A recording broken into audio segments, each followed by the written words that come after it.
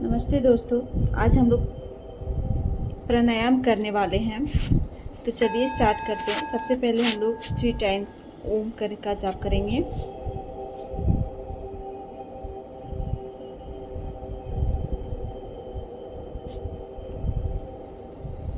ओम का जाप हम लोग बिल्कुल सांस को अंदर की तरफ लेंगे, इनहेल करेंगे और जब एक्सहेल करेंगे तो ओम करके एक्सहेल करते हैं।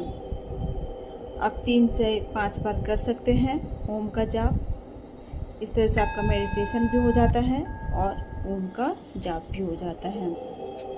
आप ये जाप मंत्र, जो ओम का मंत्र है, आप ये सुबह सो के उठ के भी कर सकते हैं। ये ज़्यादा बेनिफिट सुबह ही देता है। आप सुबह उठ के सबसे पहले आप गर्म पानी पिए, हल्का गुनगुना पानी पिए, उकड़ू बैठ के पानी पिए। जब भी पानी आप सुबह के टाइम पे पी रहे हो तो उकड़ू बैठ के पानी पिया जाता है, तो उकड़ू बैठ के पानी पीना चाहिए सुबह उठ के। सब उसके बाद फिर आप फ्रेश हो जाइए। उसके बाद आप योगासन किया कीजिए, कोई भी योगासन कीजिए, कोई भी योगा कीजिए। तो सबसे पहले खाली पेट होना चाहिए। तो सुबह के टाइम पे हमारे पेट बिल्कुल खाली रहता है। आप शाम को भी कर सकते हो, बस खाना खाने के 2-4 घंटे बाद। उसके बाद हम लोग हाथ को अच्छे से रब करके उसको गर्म करेंगे और अपने आँखों में सिकाई करेंगे। अब हम लोग फर्स्ट प्राणायाम करने जा रहे हैं। उससे पहले हम लोग सबसे पहले ब्रीथ को नॉर्मल रखेंगे। तो नॉर्मल ब्रीथ करने के लिए हम पहले आँख को बंद करके अपने सांसों पर ध्यान देंगे और धीरे धीरे अपनी सांस को नॉर्मल करेंगे।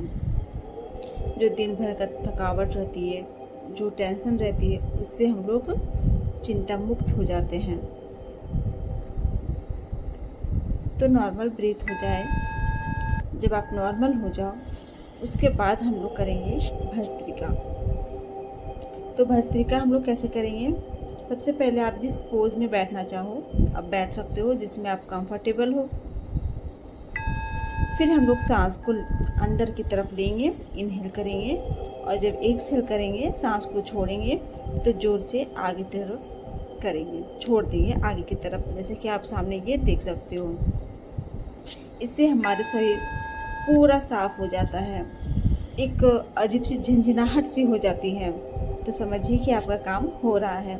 और आपको सिर्फ ये 1-2-3 में काम नहीं होगा, आपको ये कंटिन्यू रेगुलर आपको प्रैक्टिस करना पड़ेगा। अगर आप बिगिनर्स हो, अगर आप शुरू कर रहे हो अगर योगा करना, तो आप सबसे पहले 1 मिनट तक कीजिए। 1 मिनट में ही आपका पूरा बॉडी पसीने से लथपथ हो जाएगा, आपका माइंड फ्रेश हो जाएगा। आप धीरे धीरे इसकी क्वांटिटी बढ़ा सकते हो। अब हम लोग दूसरा प्राणायाम कर रहे हैं। तो दूसरा प्राणायाम हम लोग करेंगे अनुलोम विलोम।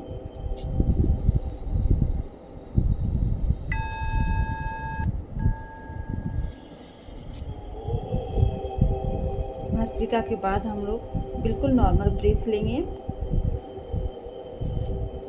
जब भी आप कोई प्राणायाम कर रहे हो, जैसे भस्त्रिका मैंने किया, उसके बाद आप 1 मिनट का ब्रेक लोगे। उसके बाद फिर आप दूसरा प्राणायाम स्टार्ट करोगे। तो हम लोग अनुलोम विलोम करते हैं, पहले भी मैंने आपको बता रखा है। तो अब हम लोग अनुलोम विलोम करेंगे।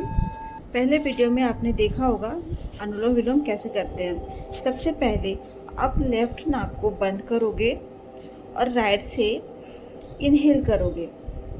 उसके बाद आप राइट को बंद करोगे और लेफ्ट से एक्सहेल करोगे। फिर लेफ्ट को बंद करके इस तरह से आपको इनहेल और एक्सहेल करना है। जिस नाक से आप सांस को छोड़ रहे हो, यानी कि एक्सहेल कर रहे हो, उसी नाक से सांस से आपको इनहेल करना है और फिर दूसरे नाक से आपको एक्सहेल करना है। और जिस फिर नाक से छोड़ रहे हो आप सांस को, एक्सहेल कर रहे हो, फिर वही नाक से आपको सांस को लेना है, यानी कि इनहेल करना है।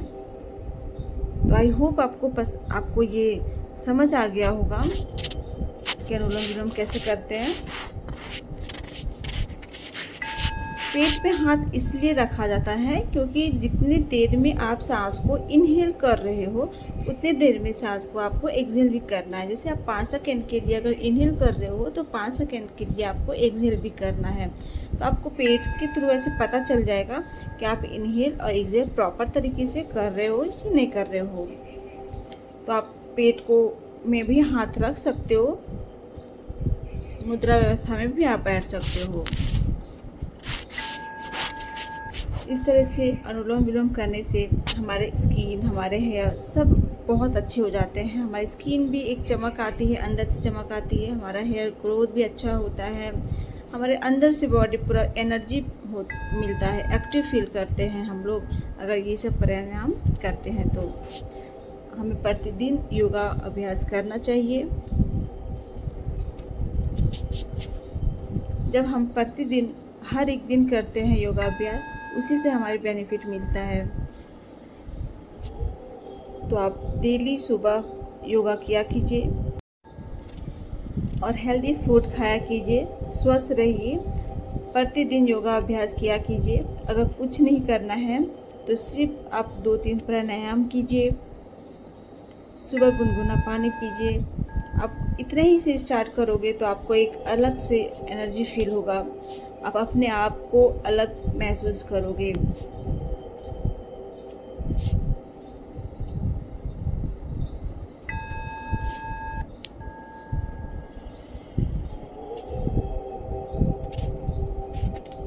आप 5 से 10 मिनट तक अनुलोम विलोम कर सकते हैं। उसके बाद हम लोग नेक्स्ट चलते हैं भ्रामरी में। तो अब हम लोग करेंगे भ्रामरी।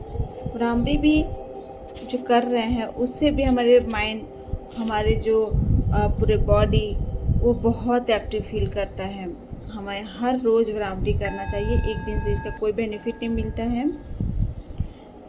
भ्रामरी कैसे करें? थंब जो है वो थंब से अपने कान को हल्का सा बंद कीजिए। दबाना नहीं है, दबाने से आपके कान में दर्द हो सकता है। तो फिर आप इसको हल्का सा बंद कीजिए कान को, ताकि अपनी जो आवाज़ है वो अपने अंदर ही सुनाई पड़े आपको।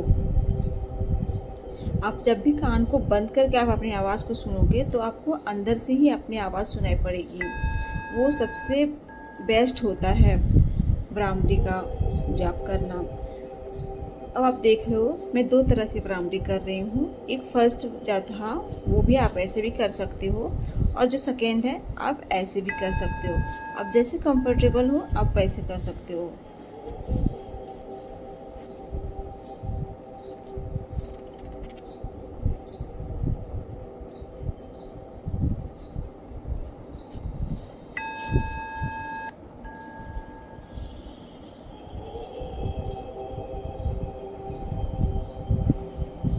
तो हम भ्रामरी प्रतिदिन 5 से 10 मिनट तक करते हैं। आप लोग भी शुरुआत में किया कीजिए, फिर धीरे धीरे अपनी क्वांटिटी को बढ़ाते रहिए। अब भ्रामरी हमारे कंप्लीट हो गया है। अब हम लोग बिल्कुल नॉर्मल ब्रीथ लेंगे, रिलैक्स हो जाएंगे। बिल्कुल कोई स्ट्रेस नहीं होना चाहिए माइंड में। अपनी सांसों पर ध्यान दीजिए।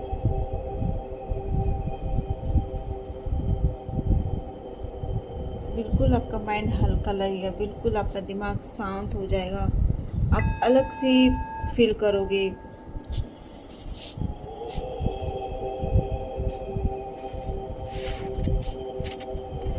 इस तरह से हमने 3 तरह के प्राणायाम आज हम लोगों ने कंप्लीट किया है।